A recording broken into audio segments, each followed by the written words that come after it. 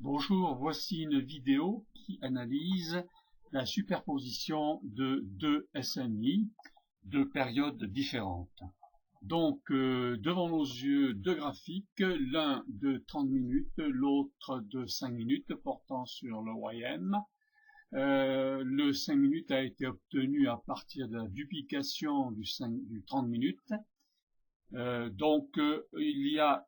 sommes sur un même chartbook, évidemment. Bien, graphique très simple, en haut les prix, évidemment, main graph, et en bas le SMI, avec ces lignes de surachat et de survente. La problématique est de superposer le SMI 30 sur le SMI 5. Il va falloir, à partir du graphique du 5 minutes, ajouter une study. Que l'on trouve dans les study available. Donc, on va placer la study price overlay qu'on ajoute au graphique. Maintenant, il s'agit de la régler. Nous allons dans Setting. Voilà. Alors, dans Setting, nous avons différentes rubriques. Synchronize, oui, bien sûr. Fill blanks with that value. Je vais mettre oui, ça peut toujours servir. D'autre part, Study to Overlay, alors ça c'est important, on va voir.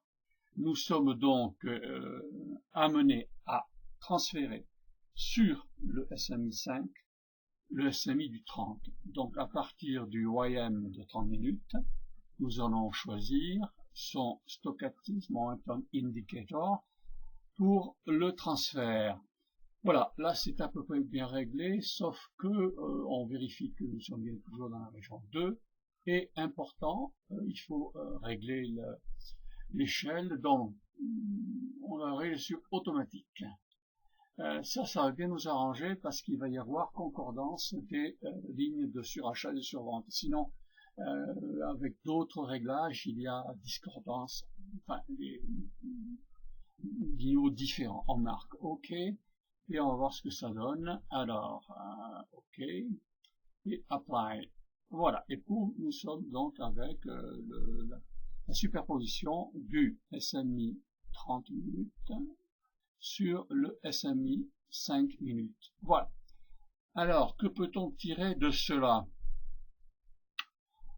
Eh bien, si l'on examine le graphique, on voit qu'il y a des zones du SMI 30 qui sont en concordance d'impulsion avec celle du SMI 5 et d'autres en discordance. Alors si on prend par exemple les zones des impulsions, voilà, en concordance. Voilà ici par exemple de là à là, nous avons concordance du SMI 5 avec le SMI 30.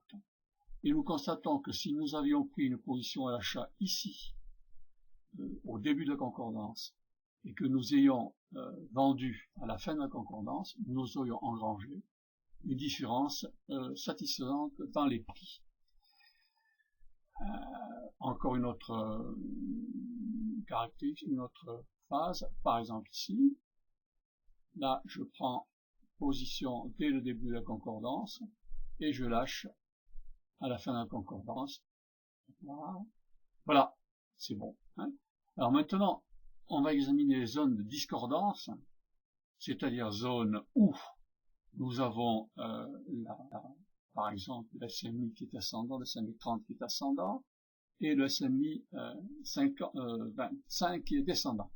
Eh bien, ici, si je me place au début de la discordance, si je vends, et que je me rachète à la fin de la discordance, et bien là, j'ai également réalisé un gain appréciable. Voilà. Alors ça, c'est très bien sur un graphique établi et sur une analyse post. Bon, mais maintenant, il va falloir voir si cela est pratique dans le trading live. Et ça, c'est une autre paire de manches. Top!